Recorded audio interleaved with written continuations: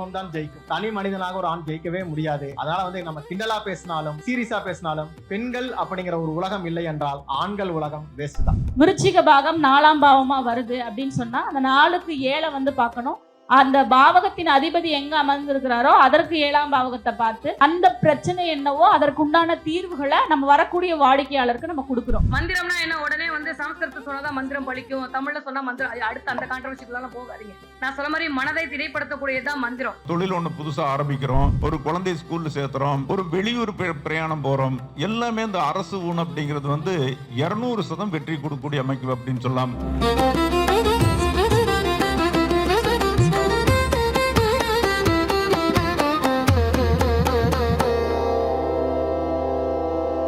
நவகிரகா வழங்கும் ஜெயம் மைத்லி பிரசன்ஸ் 2வது மாத ஜோதிட கருத்தரங்கம். Title sponsored by Navagraha, powered by balance theory, the school of astrology, Saravanan Somasundaram, the child pros Kanimozhi Santhosh. அனைவருக்கும் வணக்கம்.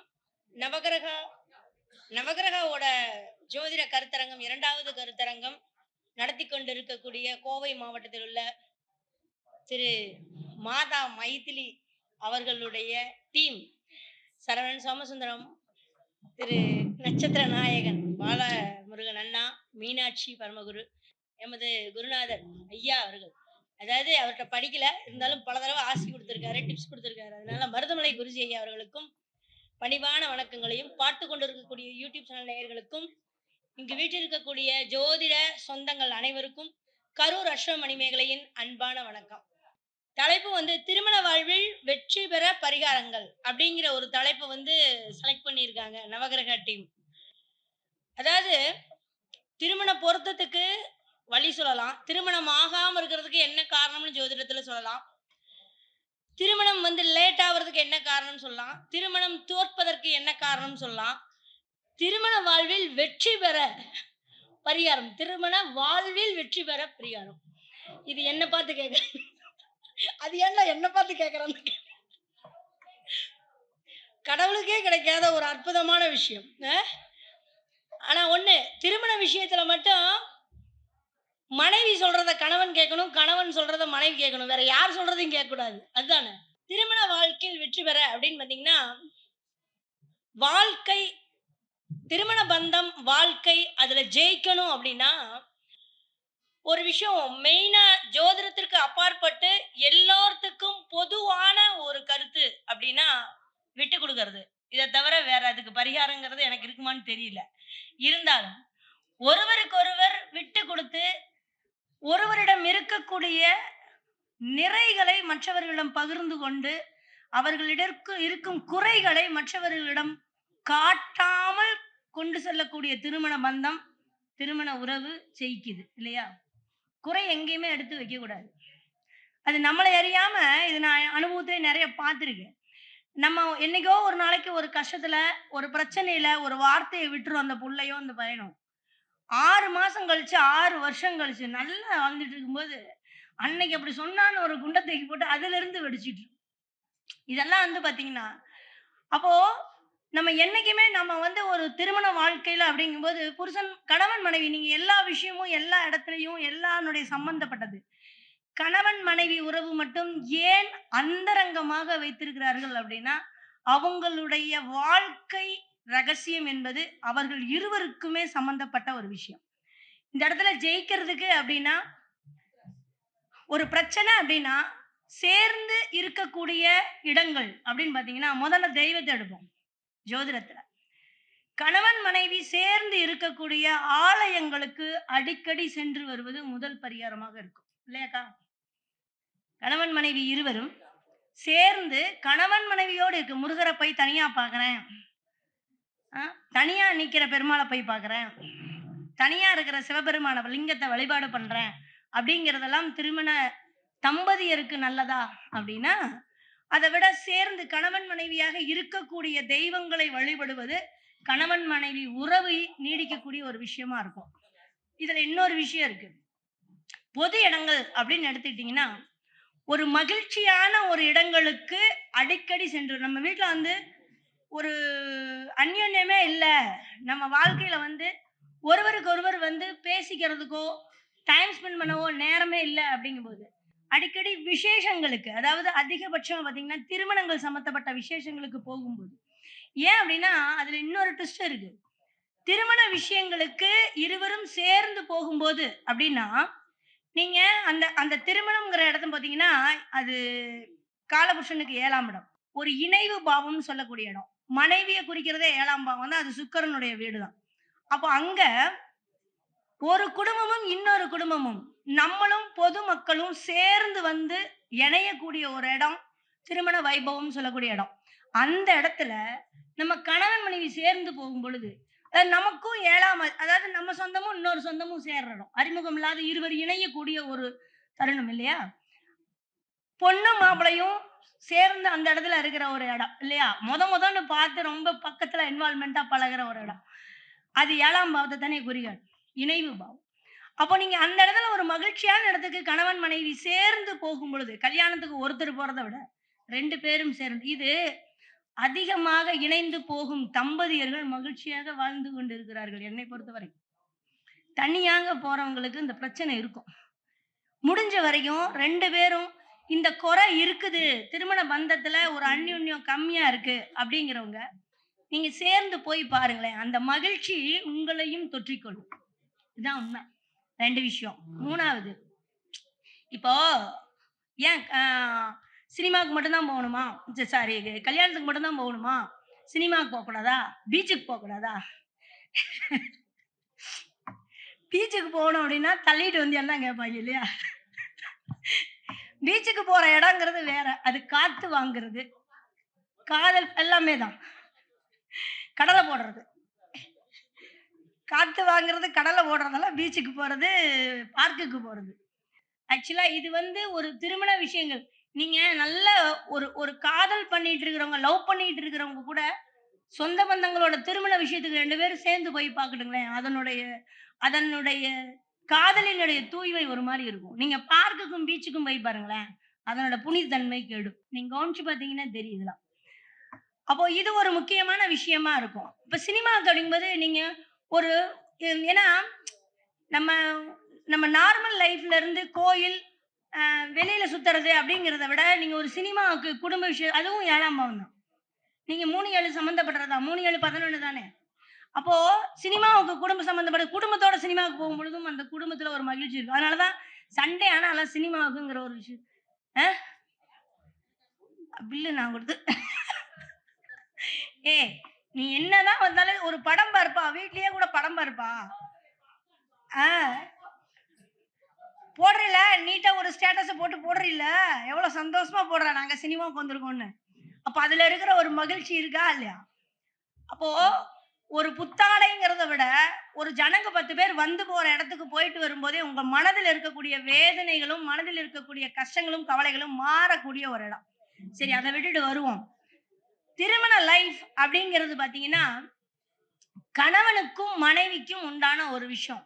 இதுல காலபுருஷ தத்துவ ரீதியாக எடுக்கும்போது பாத்தீங்கன்னா ஆசை அப்படிங்கிறது 3-7-11, குடும்பங்கிறது 2. அந்த இடத்துல சந்திரன் தான் உச்சமாகிறாரு. முதல்ல நம்ம என்னன்னா ஒரு ஒரு ஒரு மனக்கவலை இருக்கு, மன கஷ்டம் இருக்கு அப்படின்னம்னா இத நம்ம நம்பி ஒரு ரகசியங்களோ ஒரு ஒரு குடும்ப விஷயங்களையோ பெண்கள் முதல்ல மற்றவங்க கிட்ட பகிரும் பொழுது பாத்தீங்கன்னா பின்னாடி நமக்கே ஆபத்தா வரும்னு குடும்ப நபர்களிடம் கூட அதை சொல்லாமல் பெருந்தன்மையாக நடந்து கொள்வது முக்கியமான ஒரு விஷயமா இருக்கு. இன்னொன்னு என்னன்னா கணவர் அப்படிங்கும்போது நீங்க இப்ப நேத்து ஒரு ஜாதகம் ஒண்ணு வந்திருந்தது. நேத்து தான் பார்த்தேன் ஒரு ஜாதகம்.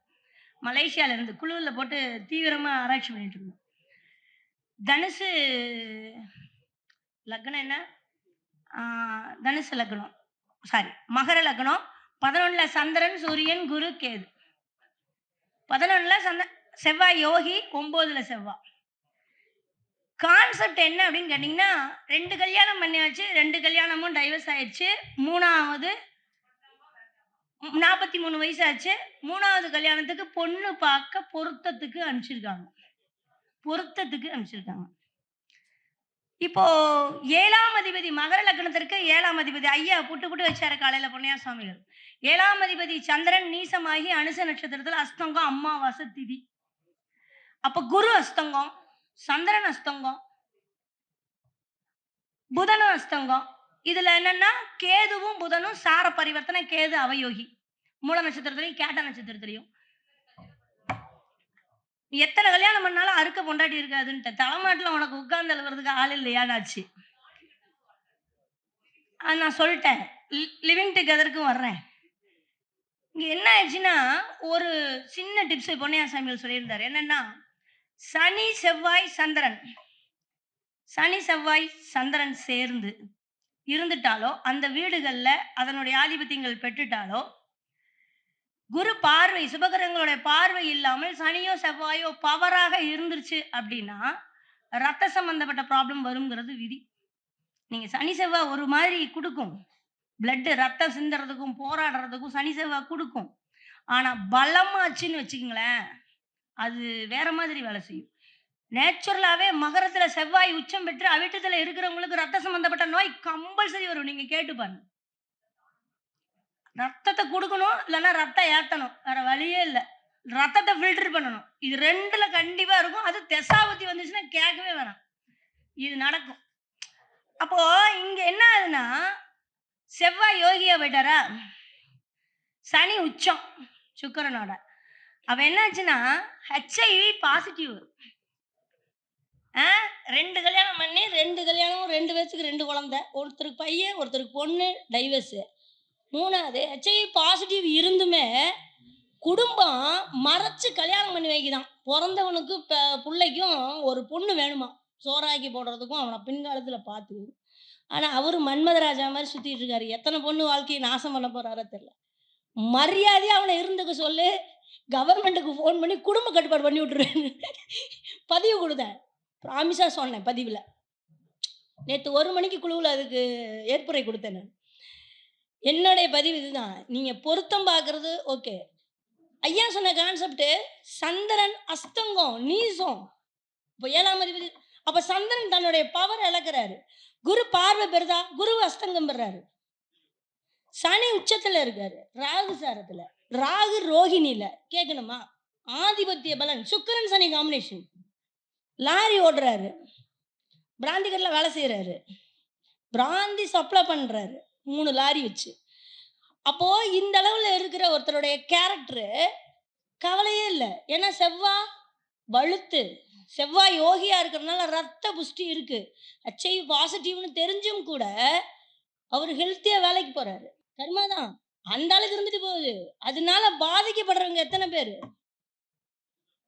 நாடு போற நிலைமை இன்னைக்கு எப்படியோ காசு அப்படிங்கிறது எப்படி வேணாலும் சம்பாதிக்கலாம் அப்படிங்கிற ஒரு கான்செப்ட்ல போயிட்டு இருக்குது. ஆனா அதற்கு பின்னாடி என்னென்ன பிரச்சனை இருக்குதுங்கிறது தெரியுமா? அனுப்பிச்ச பொண்ணுக்கு, பொருத்தம் பார்க்க அனுப்பிச்ச பொண்ணுக்கு ஒரு பெண்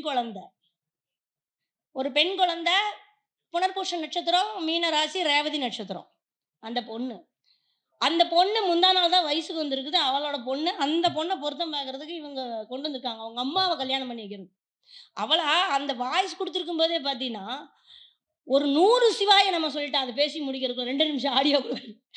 அப்படி இருக்கிற பிள்ளைய இவனுக்கு பிடிச்சி கட்டி வைக்கிறாங்க. ஆனா பாவிகளா அப்படி, ஏய் சொன்னியா இல்லையா அப்படின்னா சொல்லாமல் செய்யறதுக்கு பிளான் பண்ணுறாங்கக்கா. மரியாதையாக சொல்லிடுறேன், அவனுக்கு பொண்டாட்டி வாய்க்காது. லிவிங் டுகெதர் லைஃப் வாழுன்னு கூட என் வாயில் வராது, தப்பு. என் வாழ்றதுக்கே தகுதி இல்லை. நீ ஒட்ட வச்சு விட்டு போயிட்டான்னா அடுத்து சூரிய தசை அவனை என்ன பண்ணும்? சுக்கிர தசை இன்னும் 7 வருஷம் இருக்கு, 49 வரைக்கும் சுக்கிர தசை இருக்கு. சுக்கிர தசை இருக்குது, அனுஷ நட்சத்திரம் சுக்கிர தசை. சுக்கிர தசை முடிஞ்சு சூரிய தசை வரும்போது, சூரியன் இந்த ஜாதகத்துக்கு அட்டமாதிபதி இல்லையா, ஆயுளுக்கு உண்டானவன் அல்லவா, பாதகத்துல இருக்கா இல்லையா, கேட்ட நட்சத்திரம் புதன் சார் கூட்டிட்டு போயிரும்ல. அது வேலை நீ ஆடுற வரைக்கும் ஆடு, நான் பாத்துக்கிறேன். லக்னாதிபதியா அட்டமாதிபதி சாரம்.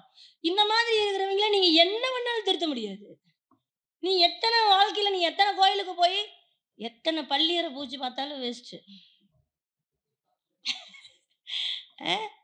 அப்போ தாய் தந்தையோ அல்லது அவர்களுடைய நண்பர்களோ நீங்க முடிஞ்ச அளவுக்கு அவருக்கு எடுத்து சொல்லி கொஞ்சம் கட்டுப்பாடா வாழ்றதுக்கு என்ன விஷயமோ அதை தான் சொல்லணுமோ தவிர, கல்யாணம் பண்ணி வச்சா மாறுவார் திருந்துவார், டெய்லி சரக்கடிக்கிறாரு, என்ன பண்றோன்னு தெரியாம பண்ணிட்டு இருக்காரு, காசு இருக்குது சொத்து இருக்குது, அதை அனுபவிக்கிறதுக்கு குழந்தை வேணும் பொண்டாட்டி வேணும்னா இது வாய்க்காத ஒண்ணு. இப்படிலாம் ஜாதகம் இருக்கு. நம்ம ஜோதிடத்துல திருமண வாழ்வில் வெற்றி பெறன்னு இருக்காங்க. ஒருத்தனை திருத்தவும் ஒருத்தன் சொத்துக்கு வாரிசு கொடுக்கவும் தான் பொம்பளை பிள்ளைகளை பத்து போட்டிருக்காங்க. நான் கேட்குறேன், அவளே அடிபட்டு மிதிபட்டு புருஷன் டைவர்ஸ் இன்னும் இருக்கான், அவங்ககிட்ட இருந்து தப்பிச்சா போதும்னு டைவர்ஸ் வாங்கிட்டு வந்திருக்கா. அவளை கொண்டு போய் இவங்கிட்ட தள்ளி, பாவம் இல்லையா அது? பொம்பளை பிள்ளை வேற வயசுக்கு வந்துருச்சு, பொண்டாட்டி எது பிள்ளை எதுன்னு கூட தெரியாது நாளைக்கு. நீ இருக்காங்கப்பா. திருமண வாழ்வு அப்படிங்கிற ஒரு விஷயம் சாதாரண விஷயம் இல்லைங்க. அது என்னன்னா, திருமணம்ங்கிறது மனமும் சார்ந்த விஷயம். ஒரு ஜாதக பேப்பரும் இன்னொரு ஜாதக பேப்பரும் சேர்ந்த விஷயம் அல்ல. ஒரு குடும்பமும் இன்னொரு குடும்பமும் சேர்ந்தது. குடும்ப உறவுகளுக்காக, குடும்ப கௌரவங்களுக்காக, தாய் தந்தையினுடைய ஆசைகளுக்கும் எண்ணங்களுக்காக பல பிள்ளைகளோட வாழ்க்கை இன்னைக்கு அந்தரத்துல இருக்கு, டைவர்ஸ்ல இருக்கு. தாய் தந்தையருடைய ஆசைக்காகத்தான், பிள்ளைகளுடைய ஆசைக்காக இல்ல. பிள்ளைகளுடைய ஆசைக்குன்னா கல்யாணம் பண்ணுவாளுக்கு, சரியில்லைன்னா போடான்ட்டு வந்துட்டே இருப்பாளுங்க, பாதிக்க மாட்டாளு. தாய் தந்தை ஆசைக்காக இரண்டு பக்கமும் சொல்ல முடியாத வேதனைகளை சுமந்து கொண்டு இருப்பது பெண்கள் மட்டுமே. காலையில சரண்யா மேம் பேசினாங்க, காதல் பட சரண்யா மேம் இல்லையா? இன்னைக்கு ஜெயிச்சிட்டோன்னு சொல்றதுக்கு சந்தோஷமா ஒரு விழா இருக்கு. ஆனா வலிச்சன்னைக்கு எங்கேயுமே ஏன்னு கேட்கறதுக்கு ஒரு நாதி இல்லைன்னு அந்த பொண்ணு சொல்லிச்சுல, அது குரல் கம்மிச்சு கவனிச்சிங்களா? அதுல 1000 வேதனைகள் இருக்கு இல்லையா? அப்போ ஒரு ஒரு திருமண வாழ்க்கை அப்படிங்கிறது சகித்து போக, ஒரு வீட்டுக்கு ஒரு வாரிசு, இதெல்லாம் ரிவெஞ்ச் எடுக்கிற மாதிரி தான் இப்போ இந்த காலகட்டங்கள். நம்மெல்லாம் நம்ம காலகட்டங்களில் கல்யாணம் பண்ணும்போது பார்த்தீங்கன்னா, வட்டி கடைக்காரன் ஒரு 50,000 வட்டி கடைக்கு வெளியூரில் போனால் அதுக்கு 50 பவுனு, ஒரு டீ கடைக்கு வேலைக்கு போனால் 5 பவுனு இல்லையா? ஒவ்வொரு வேலைக்கு தகுந்த மாதிரி பவுனு வரதட்சணை கேட்டு, வாரிசு ஆண் வாரிசு இல்லாமல் 2 பிள்ளைய பார்த்தா 3வது ஆண் வாரிசு வேணும்னு தங்கச்சியை கேட்காம கட்டினாங்க. சம்மதம்லாம் கேட்க மாட்டாங்க, தங்கச்சியை கொடு, வேற ஒருத்தைய கட்டினா உன் பிள்ளை உன் பேத்தி தான் பாதிக்கும், பரவாயில்லையா அப்படின்னு அக்கறம். அது கூட பிறந்த தங்கச்சி கட்டினா கூட பரவாயில்ல, சின்னம்மா பிள்ளை பெரியம்மா பிள்ளை கட்டினதெல்லாம் கூட காலம் உண்டு. எனக்கு தெரிஞ்சு கிராமத்துல எல்லாம் இருந்துச்சு. அதற்கெல்லாம் ரிவெஞ்ச் வச்சு தான் இப்போ நடந்துட்டு இருக்கு. ஒருவேளை 60 வருஷத்துக்கு ஒருக்கா காலம், சனி பகவான் 30 வருஷத்துக்கு ஒருக்கா மாறுற மாதிரி 60 வருடம் நம்ம சொல்றோம்ல பிரபவ, அந்த 60 வருட காலம் மாறும்போது ஒரு காலம் மாறுகிறதோ என்னமோ, அதை நம்ம பார்க்குறோமோ என்னமோ தெரியல. இன்னைக்கு அப்படியே பிள்ளைங்க 2 கல்யாணம் 3 கல்யாணம் பண்ற மாதிரி இருக்கு. குழந்தை இல்லைங்கிறதுக்காகவோ பிடிக்கலைங்கிறதுக்காகவோ பசங்க எப்படி இருந்தாலும் பரவாயில்லைன்னு கல்யாணம் பண்ற ரேஞ்சில் இன்னைக்கு இருக்கு. இதை கோச்சுக்கும் முடியல. ஆனாலும் உண்மையான திருமண வாழ்க்கை, உண்மையான சந்தோஷம், திருமண வாழ்வில் ஜெயிப்பது என்பது ஒருவருடைய மனம், ஒருவருடைய குணம் இரண்டையும் புரிந்து அதற்கு தகுந்தால் போர் அதை கொண்டாடி வாழ்பவர்கள் மட்டுமே ஜெயிக்கிறார்கள். அது மனைவியாக இருந்தாலும் கணவனாக இருந்தாலும். கணவன்கிட்ட என்ன குணம் இருக்கு, கணவனுக்கு என்ன பிடிக்கும், அவர் எப்படி இருந்தா அவருக்கு பிடிக்குமோ அப்படி வாழ விடுபவள் குடும்பத்தை ஜெயிக்கிறாள். மனைவிக்கு என்ன பிடிக்கும், மனைவி எப்படி இருந்தா அவளுக்கு சந்தோஷமா இருப்பான்னு நினைக்கிறவன் ஜெயிக்கிறான். இன்னும் ஒரு விஷயத்துக்கு இதுக்குள்ள இன்னும் கொஞ்சம் மேல போய் பார்க்கணும்னா, அவள் சந்தோஷமாக இருக்கிறாளா என்று கேட்கக்கூடிய கணவனும், அவருக்கு சந்தோஷமாக இருக்கிறதா என்று கேட்கக்கூடிய மனைவியும் நிஜமாலுமே வாழ்க்கையில ஜெயிக்கிறவங்க. எனக்கு பிடிக்கும்னு கேட்கறதோ, எனக்கு வேணும்னு கேட்கறதோ, நான் எனக்குன்னு சொல்ற கணவனோ மனைவியோ வாழ்க்கையில் ஜெயிப்பதில்லை. இது என் அனுபவத்தில் உணர்ந்தது. இதை விட திருமண லைஃப்ல ஜெயிக்கிறதுக்கு நீங்க எத்தனை 10 பொருத்தம் பார்த்தாலும் சரி, கிரக பொருத்தம் பார்த்தாலும் சரி, என்ன பொருத்தம் பார்த்தாலும் சரி, அதனாலதான் கல்யாணம் பண்ணேன்னு ஒரு 2 வருஷம் 3 வருஷம் பார்த்தீங்கன்னா எங்கேயுமே போறதுக்கு இல்லாம சொந்த பந்தங்கள் ஒரு பிரச்சனையா ஒரு 2 பேர் பஞ்சாயத்து பண்றது.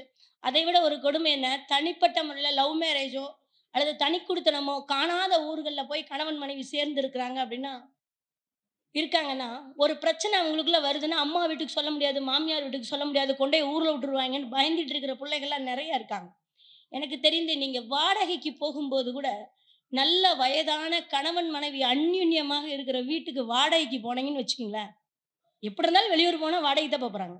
அங்கே குடும்பத்தோடு இருக்கக்கூடியவர்களுடைய வீட்டுக்கு வாடகை ஒரு 5 ரூபா சேர்த்து கொடுத்து கூட வாடகைக்கு போனீங்கன்னா அவங்களுடைய கைட்னஸும் அவங்கள பார்க்கும் போதெல்லாம் உங்களுக்கு வரக்கூடிய ஆர்வமும் ஆசையும் உங்களுடைய வாழ்க்கையை வழிநடத்தி போகுங்கிறத கூறி, வாழ்க்கையில ஜெயிக்கிறதுக்கு நம்மளுடைய மனமும் நம்மளுடைய நிறைவான வாழ்க்கையும் தானோ தவிர ஜோசியரோ தெய்வமோ மற்றவர்களோ விதியோ கிடையாது. சரண்யா சொல்ற மாதிரி எப்பொழுது நாம் கட்டத்தை மீறி நம்மளால ஜெயிக்க முடியும்னு நினைக்கிறோமோ அப்ப கட்டமும் மாறுது, கிரகமும் மாறுது. அதுதான் விதி.